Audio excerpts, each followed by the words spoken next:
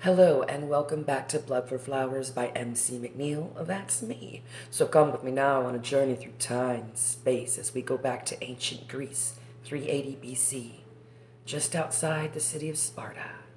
Chapter 19 begins. As the days passed, Thera bade most of her time during the day with Admiral Vasha, as to keep up the pretense of a mated couple. And she found much pleasure when he would take her out in a little boat upon the waters of the mountain lake, where Vasha taught her how to cast a net into the water, and they gathered many freshwater carp, which fed the encampment that evening. Thera grew close to Vasha. Excuse me. Pardon me.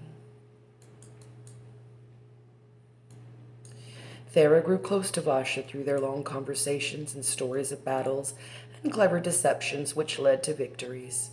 She greatly enjoyed the long horseback rides through the mountains and newly blooming forests and orchards of apple and pears, the endless groves of citrus trees.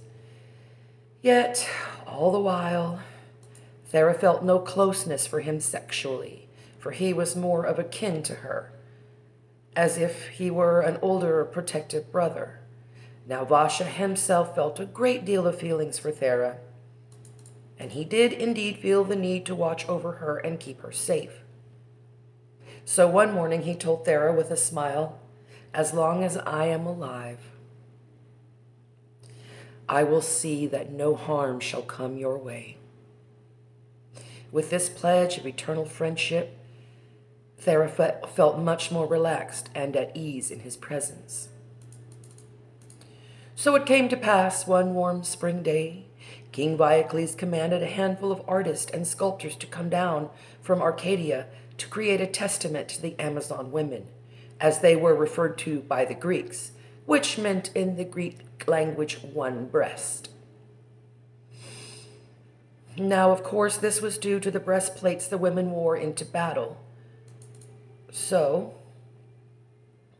And that some would singe off their breast so that they could fight better. Okay. So Thera could understand the confusion. However, when the artist demanded the women warriors pose nude, holding only shields and swords, Thera thought this was naturally preposterous, as they did not fight ever without proper armor. One of the older sculptors, whom Thera posed for, convinced her the depictions painted on the large vases were merely an idealistic representation of her ladies, not a realistic portrayal of a battle scene. Thera acquiesced, doing her best to be a good model for the artist of the king. So he told her to relax to the left side of her body, legs straight, arm down at her side. Next, he had her move her hips all the way to the right, legs slightly bent at the knee, toes resting on the ball of her foot. Then he positioned her shoulders moving all the way to the left as she moved her head back to the right in the direction of her hips were pointed. He had her bend her right elbow and point with her right hand, twisting her wrist slightly. The old man, with the hand of a master artisan, explained this was the secret to all Greek statues. For in this posing of the model, the body seems almost ready to step forward, the angles providing motion without movement. Thera took in this knowledge, but art was not too much of an interest for her, so she listened to the stories Vasha told her as his time at war upon the sea. The admiral was good to come to keep her company as she waited for the artist to render a small figure in clay. Now, when he had finished his prototype, Thera was amazed at his rapid skill and the grace and beauty of the work, for she had never beheld her image captured in any form other than the highly polished bronze mirrors of her home.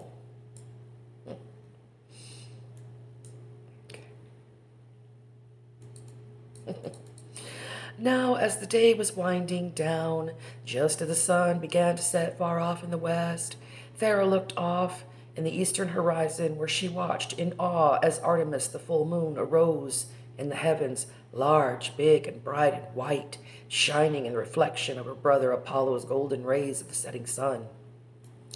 Never had she, nor many of her ladies witnessed such a phenomenon, and this moment to her was, in a word, spectacular.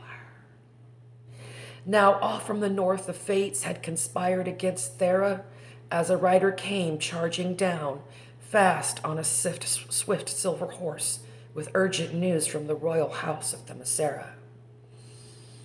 Within 3 minutes, Thera and the lives of her warriors would be changed forever.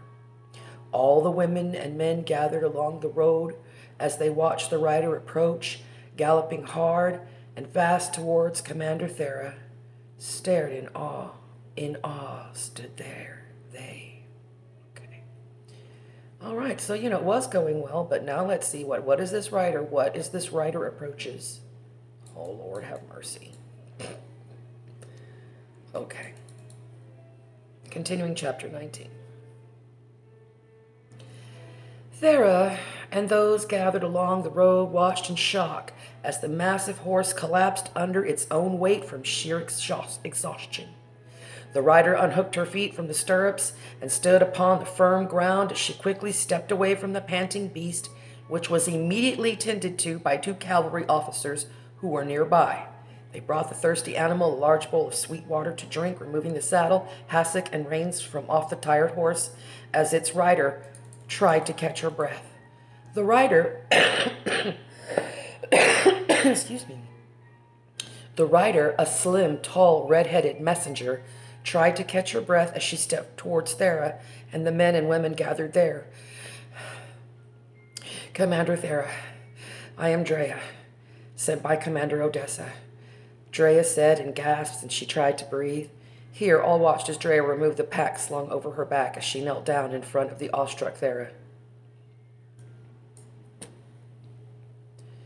Oh, God. Thera's heart was racing and her blood pulsed. Drea opened the large leather satchel, pulling out a purple silken fabric, from which Drea unwrapped the contents therein. Thera and the Themysciran women were shocked and saddened by the sight of the golden crown, golden belt, and golden sandals of Queen Thera. Now Thera's poor heart sank and sad and holy, and she felt dizzy, the blood of her veins like ice water flowing through her body. She was, in a word, heartbroken. For this could only mean one thing. Drea bowed her head as she knelt, raising the royal items to the new queen. Thera sighed, closing her eyes. As she stripped her white linen garment off her body there in front of all the people, saying not a word. Then she took the purple silk and placed the fabric covering her body, purple, the color of royalty. Oh, God, I'm crying. Crying out my own stuff, man. This is not good. Thera took the long belt, made up of little gold and silver rings, which she wrapped around her waist. Thera took the golden sandals and placed them on her feet. They were, of course, a perfect fit. Now, lastly, she reached out with her golden hands to take possession of the golden crown. A mass of gleaming stars surrounding a white pearl the size of a robin's egg, which sat in the center. She herself had seen it many times upon her mother's bright and shining face. Thera did not want to be in this world without the love and support of her mother. But the great lady was gone. So, with much pain and loss in her heart, Thera took the crown, and with an ethereal nobility, dressed in her flowing purple robes, she lifted up her mother's crown, now her crown, and placed it upon her head.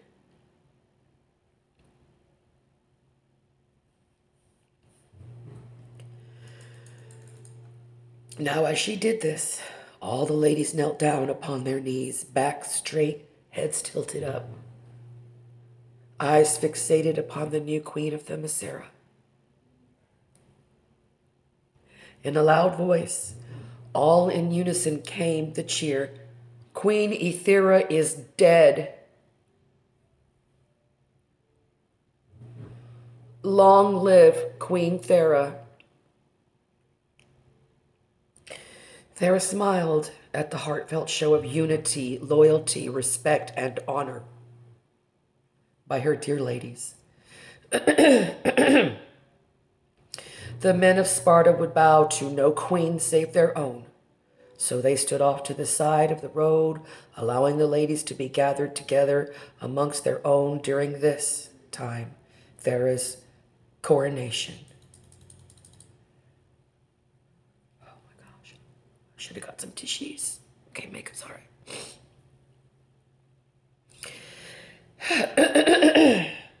Here Viacles came from the path in the woods from Sparta to see what had transpired.